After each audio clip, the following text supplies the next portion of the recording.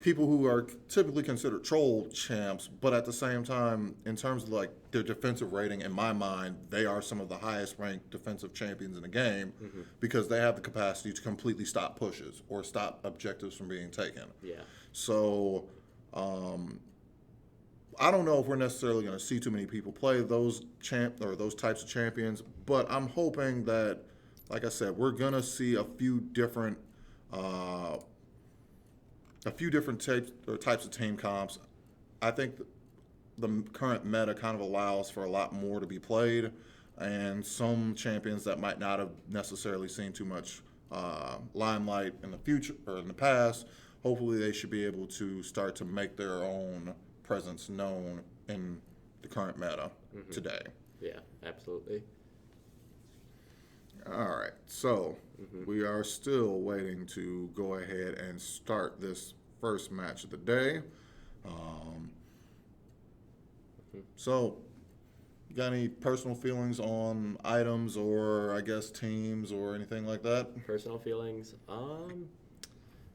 Honestly, like obviously for like 80 carries and stuff like that, I want to see like early Bork builds to have that like heavy sustain in lane and like that good attack speed buff and the other buffs that Bork does enable. Right. Giving that early like sort of lead ahead. As for like 80 carries and stuff, Caitlyn, Lucian, Ezreal being some of the best ones out there. Right. Probably going to see them a lot, but I wouldn't mind honestly seeing stuff that's outside of the meta, try to throw people off. And like you were saying earlier, Heimerdinger, Teemo, yes, they're troll picks, but like what I found is like the easiest way to like close out a lane is to troll someone. It puts them on tilt. Well, it does. It's true. Yeah. It puts them on tilt, and then they typically play worse. Right. That actually is a good point. Mind games. You got to remember, this is a team game. So you have 5 people that you have to depend on in order to actually get to a win. So if one person is psychologically out of the game, it becomes that much more difficult for that team to actually win the game. Yes. Tilting is a legitimate strategy. It's been done in every other sport. I've seen it way too many times. It's always, well, it's not necessarily hilarious to watch because sometimes I'm on the end of the focus for that. But even then, I have to appreciate the fact that you are it kind of shows that you respect the skill of your opponent. Absolutely. Like everyone has different levels of skill, but sometimes if you can be as skilled as you want, but if you don't necessarily have the mindset behind the same skill, it kind of things get difficult. Right. Yeah, exactly. So I'm hoping to see quite a bit of maturity from our players. I don't expect to see too many people get tilted out, but if they do, I am gonna be well aware of what might have gone on, and I'm kind of excited to see if anyone's actually going to focus any other particular lane opponent in that matter. Yes. Because that could be pretty interesting. I know a lot of teams are doing research on their opponents, so at this point they might actually have a plan to do something of that sort. So we'll just have to see if anything changes with that. Or if anything comes up with that, I guess. Yeah. All right, so we're still waiting. We look like we're starting to get some information. So, So. Yeah, just looking for that invite to spectate a game. I'm guessing there's some probably hold up like on the setting up stuff. Right. Yeah, like with any stream, there's obviously going to be a few kinks. Right. But I guess with that in mind, I guess we could kind of throw a shout out to all of our sponsors. Would like to thank Mage, student group at MSOE, who is essentially running this tournament. We'd like to thank Tier 1 Gaming. Yep, absolutely. For sponsoring us a little bit there, and Gravity Gaming too, right? Gravity Gaming as well. And Horizon Line Gaming, which I have the joy of leading. So I'm kind of excited to be here again, casting this game. And it looks like we have our tournament code finally.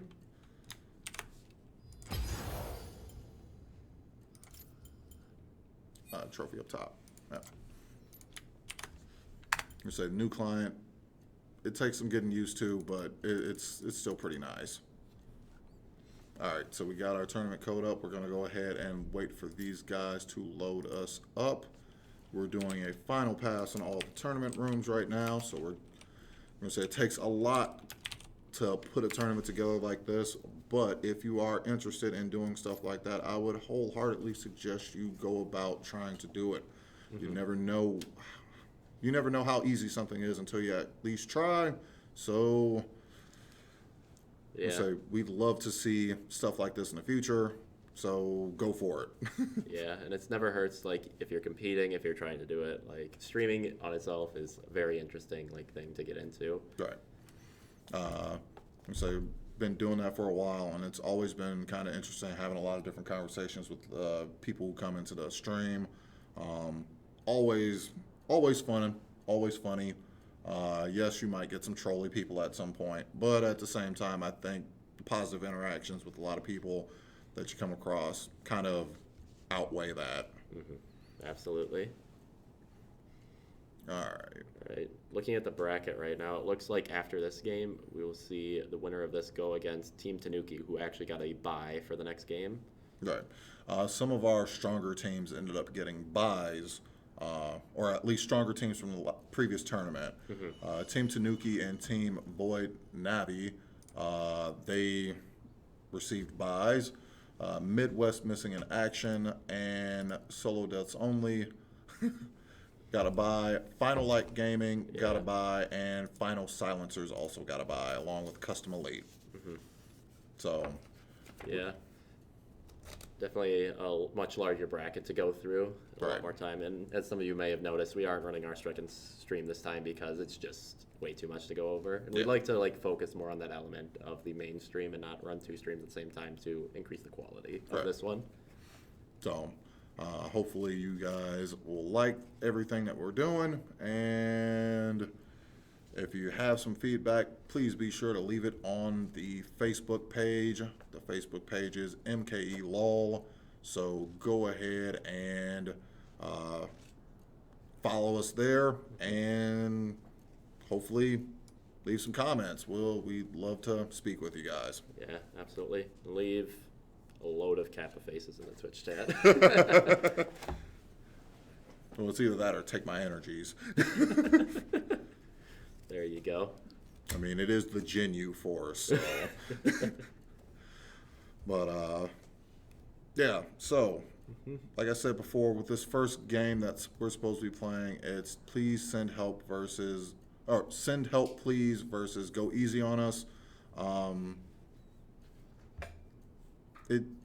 Like I said, it seems like, I believe it was Please Send Help that I think was the first team.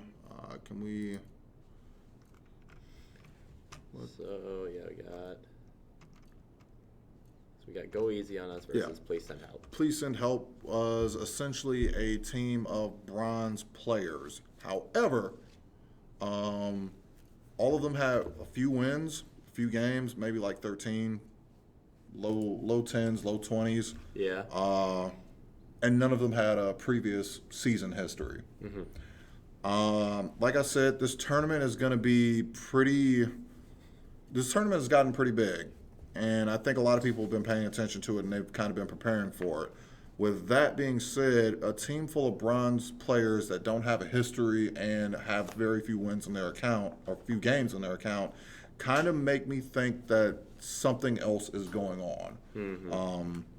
I know it could possibly just be me overthinking. It might just be the coach in me saying, all right, never underestimate your opponent, especially when they don't have a history that you can rely on. Yes. But without any extra information, it seems like it's kind of interesting to see a team like that come in here. They're going to be playing against Please Send Help, which is, no, they're going to be playing against, they're going to be playing against Go Easy on Us.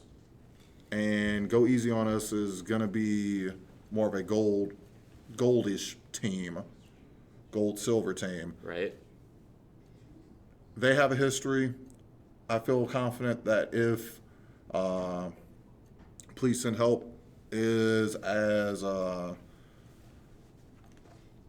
green as they look like they are in their match history on op.gg, they should easily take this first win of the tournament. But I'm still hesitant to go with that, I think. Yeah, maybe we just got some bronze people that are they're actually professional Russian Dota players. That's a really You never know. It's an inside job. We'll just have to see. Yeah. Yeah. So, all right. Still waiting out. Okay. But yeah. Can we see both of us?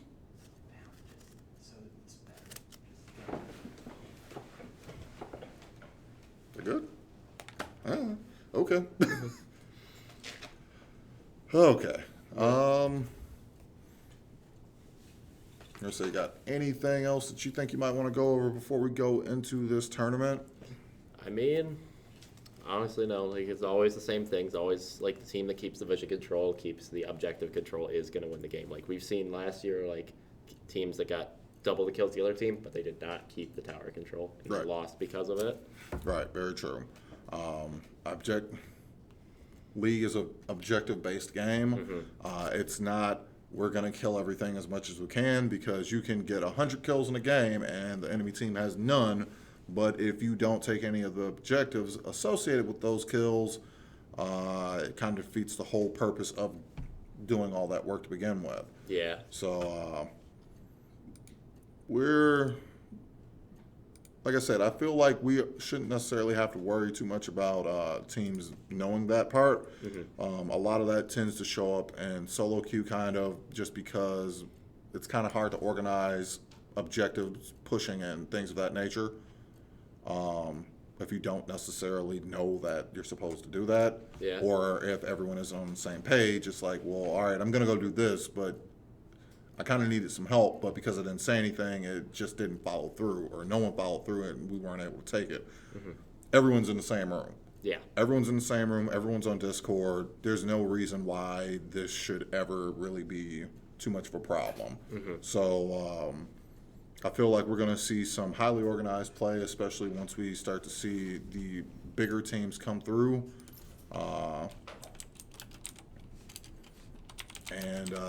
Yeah, it's pretty much going to be, if you watch the tournament in its entirety, you should probably learn quite a bit of,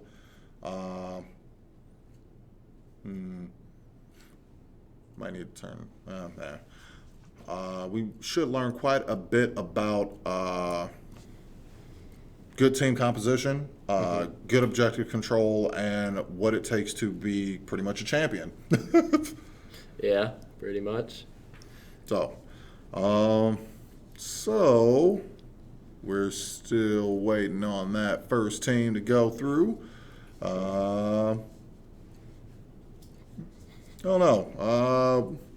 Guess we could talk about items then. So I guess for each role, what items do you think are going to be really big? Like I said earlier, obviously Borg's going to be very big. That's very important, like, for spy for like 80 carries to keep Right. that sustain in lane and other reasons. Otherwise, I think for definitely like the AP tanks, the Catalyst is definitely going to be a good pickup. And then as for mid, it depends on honestly what like mid champion's going for. Like the AP burst characters, sometimes you want to like rush the penetration like items, sometimes you don't, because some characters just have that raw damage. Okay. You're saying it looks like, I think Morello Namicon might be pretty substantial, especially with a lot of the mid laners. Personally, I like a lot of crit on my ADCs, so we might see a little bit of that. But I think lethality is starting to fall off a little bit.